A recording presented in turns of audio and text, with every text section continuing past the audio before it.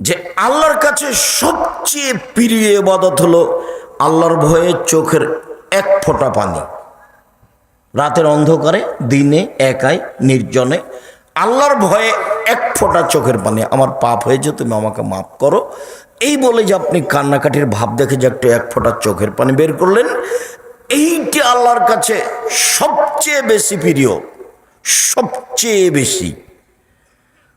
তো আল্লাহ নবী বলছেন, গাভীর বান থেকে চাপ দিয়ে দুধ বের করে ভিতরে ঢোকানো যায় না যেমন, এইটা যেমন অসম্ভব, আল্লাহর ভয়ে কাঁদে যে তার জাহান্নামে যাও তেমনি অসম্ভব। তাহলে আল্লাহর ভয়ে কাঁদা কাজটা কত গুরুত্বপূর্ণ কাজ। আমি আর আপনি রাতে কান্নাকাটি করি না, এর অর্থ এই নয় যে পৃথিবীতে কেউ কাঁদে না, এটার অর্থ এই নয়। বহু মানুষ কাঁদে, আমি আর আপনি জানি না।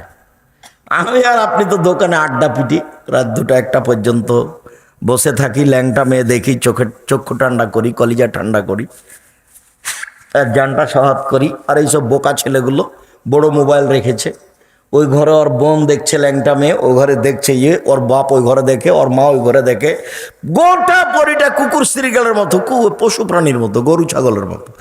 বুঝেও বুঝে না ওরা, অন্তর আছে বুঝে না, দেখেও দেখে না ওরা, চক্ষু আছে দেখে না, শোনেও শোনে না ওরা, কান আছে শোনে না।